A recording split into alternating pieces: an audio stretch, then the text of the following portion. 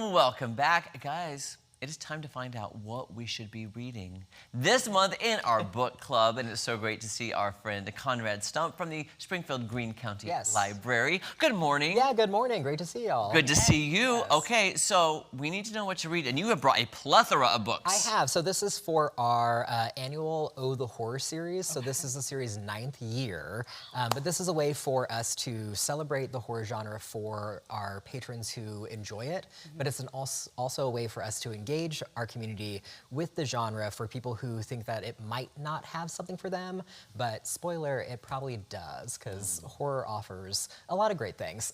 Do you like horror? I'm a month of October, spooky season. I'm here. Yeah, it's the right time. It's perfect. Sure. It is the right time. Yeah. Okay, so should we start down here? Yeah. So on October 9th, we have our first program in our kind of October programming, and it's with Ozarks folklorist and storyteller Brandon Weston. So he's talking about his book, Granny Thornapple's Book of Charms, but it's kind of like in the tradition of Vance Randolph, who is another Ozarks folklorist. And so it looks at the idea of basically witches versus healers. And like a healer is maybe someone who is using magic to do good, and a witch is someone who's using magic to do evil. And it's kind of like, where's the line between that? So it's just kind of like looking at characters in the Ozarks, but also how we perceive people that we consider different. Okay. Yeah. That's fascinating. Yeah. All right, the next one? Yes, so on October 16th, so this is 7 p.m., Library Center Auditorium, most of these are, we have a really amazing event that is a discussion between two authors, so Sam Rebeline and Clay McLeod Chapman. It's called Cults and Chaos Collide, which, I mean, great title, right? Yeah. So, but it's focusing on Sam's book, which is called Galloway's Gospel, and Clay's book, which is actually called Wake Up and Open Your Eyes, but we are giving out copies of Acquired Taste on a social media giveaway later this month, and that's his new book.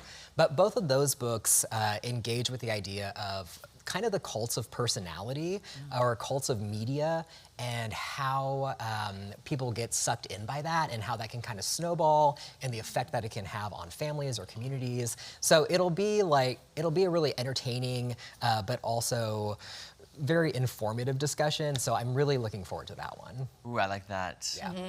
I've seen a couple Datelines like that. So. Oh, yep. Yeah. I like it. And then coming up the next? Yes. So on October 23rd, we have recently New York Times bestselling author Rachel Harrison. So this book just became a New York Times bestseller. Wow. It's called Play Nice, but it's basically about a social media influencer who had an estranged relationship with her mom. Her mom recently died, and she has to kind of confront that past, which includes she grew up in this house that her mom purported was possessed by a demon, and her mom wrote like this Amityville style book about it.